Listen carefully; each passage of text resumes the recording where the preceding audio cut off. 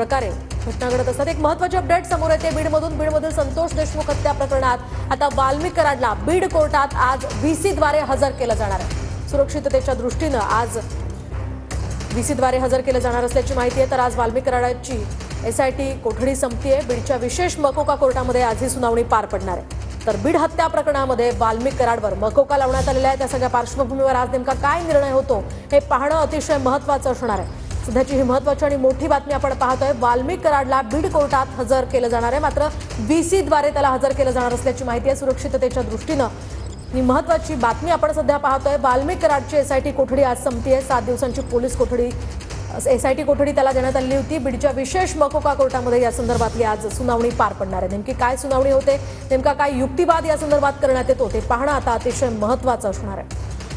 सध्या पोलिसांचा बंदोबस्त सुद्धा या परिसरामध्ये वाढवण्यात आलेला आहे। बीड हत्या प्रकरणामध्ये वाल्मिक कराडवर मकोका लावण्यात आलाय आणि त्या दृष्टीने एक सीसीटीव्ही आपण पाहिलं काल, त्या संदर्भातला समोर आलेला आहे। खंडणी प्रकरणामध्ये जे काही आरोपी आहेत त्यांच्यासोबत या वाल्मिक कराड सुद्धा या दृश्यांमधून दिसतोय आणि या सगळ्या पार्श्वभूमीवर आज सुनावणी होणार आहे। अधिकची माहिती आपण जाणून घेऊयात आमचे प्रतिनिधी महेंद्र मुधोळकर यांच्याकडून। महेंद्र, काय अधिकचे अपडेट्स या संदर्भात?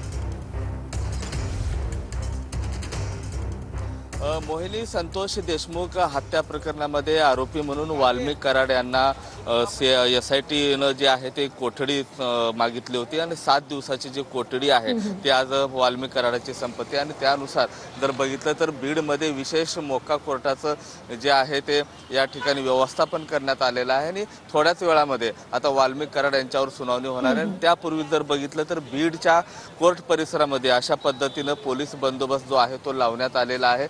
मोठा कडक बंदोबस्तामध्ये वाल्मिक कराडांना पुन्हा एकदा या ठिकाणी या परिसरामध्ये आणतील आणि कालचा जो व्हिडिओ जर पाहिला तर वाल्मिक कराड असतील, आरोपी विष्णू चाटे, सुदर्शन घुले आणि प्रतीक घुले यांचा जो व्हिडिओ व्हायरल झाला होता आणि त्यानुसार पुन्हा एकदा आता चौकशी करण्यासाठी एसआयटी जी आहे न्यायालयाकडे आणखीन रिमांड मागण्याची जी आहे ते आता शक्यता नक्कीच महेंद्र, या संदर्भातले सगळे अपडेट्स वेळोवेळी तुमच्याकडून जाणून घेत राहणार आहोत। तुर्तास धन्यवाद दिलेल्या या माहितीसाठी।